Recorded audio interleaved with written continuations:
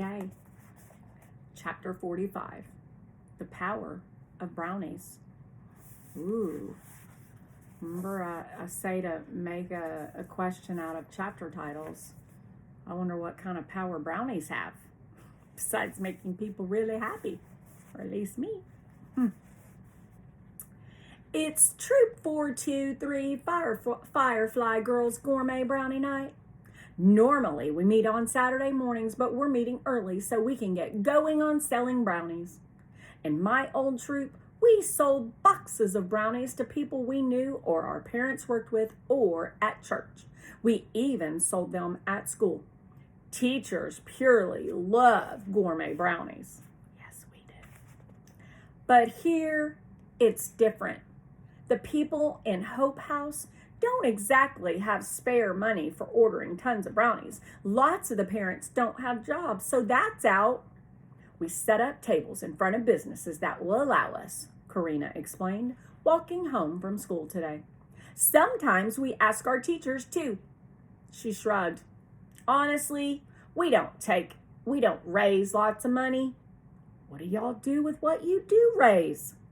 Oh, she said, watching two squirrels chase each other across the playground.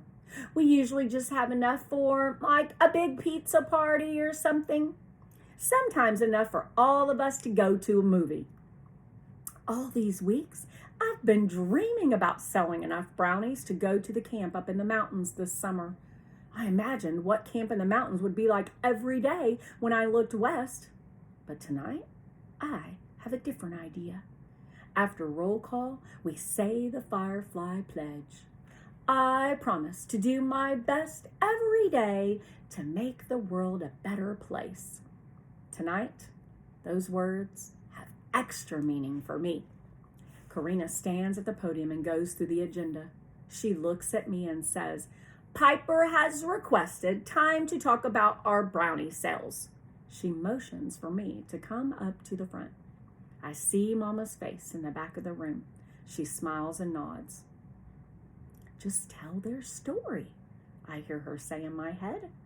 There's a woman named Jewel. She lives over in the park across the road with her little dog baby. Jewel and baby can't be in a shelter like us where it's safe and warm because they don't allow pets in shelters.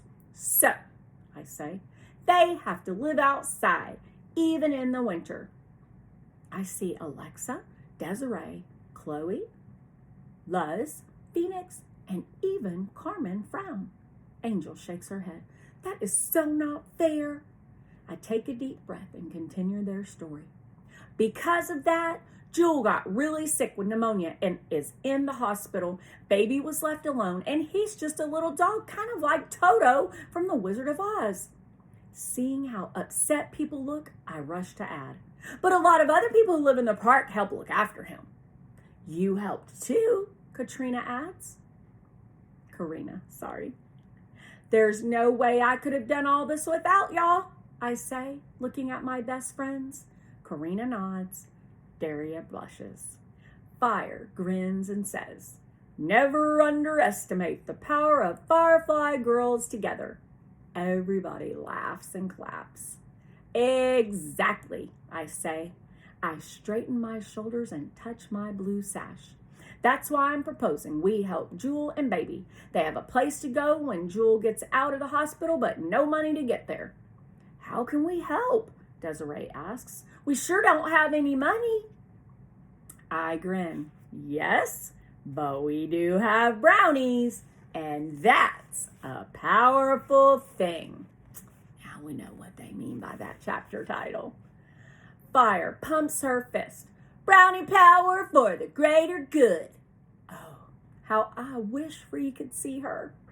The room fills up with excited voices. Mrs. Bailey steps up to the podium beside me. So what you're suggesting, Piper, is we use our brownie money this year for a service project rather than, say, a movie or a pizza party? Or camp up in the mountains? I swallow that particular dream down. Yes, ma'am, I say. I am. Mrs. B nods. Okay, ladies, she says, we'll need to take a vote. All those in favor of using brownie money this year to help Jewel and Baby, raise your hands. And remember, we don't get to keep all the money, just part of it.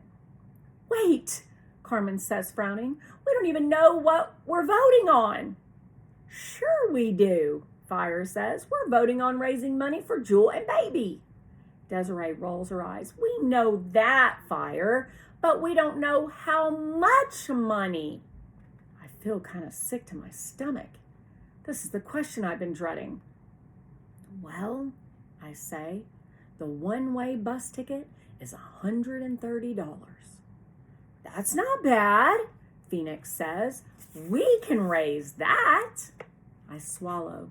We'd also like to get an official emotional support animal vest for Baby, and those cost about $30. The girls are quiet for a second. Then Angel says, okay, so $160? We've done that before, I think. I look at Mama. I do not want to say the next thing. Jewel also needs to put down a $300 deposit on the room she'll be living in at Hartwell Manor, I explain. The whole room gasps. $460? Alexa's eyes are as big as hubcaps. Are you serious?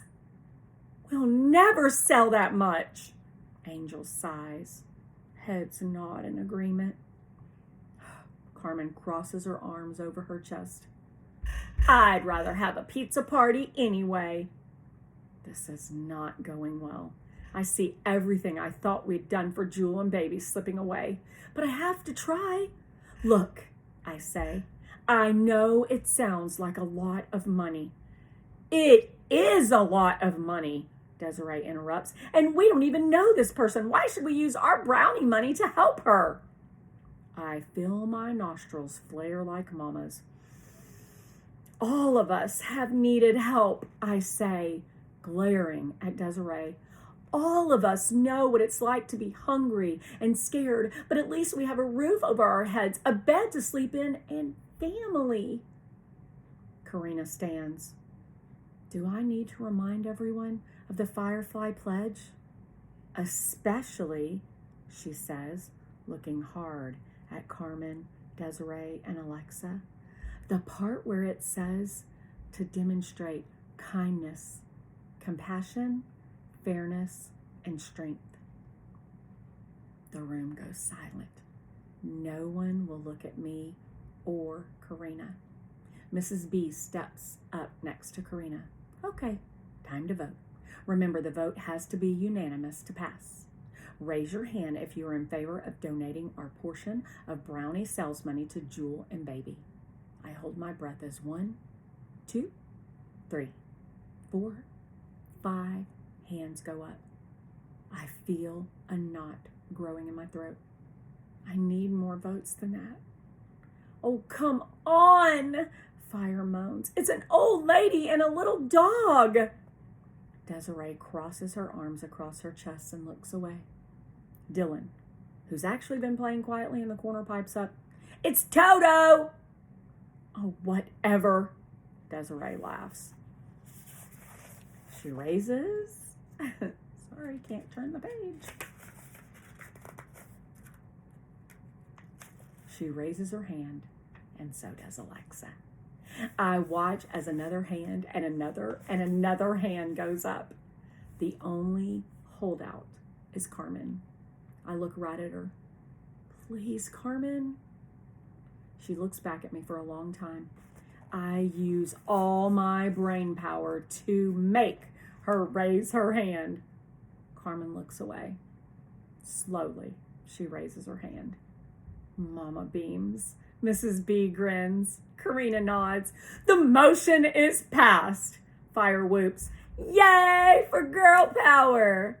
We're gonna raise them $1 million. Behind the podium where no one can see, Karina takes my hand and squeezes it. We spend the rest of the evening dividing up the boxes of raspberry swirls, mocha mints, butter crunch blondies, choco lots, caramel dreams, and pistachio surprise. Mrs. B gives everybody order forms too.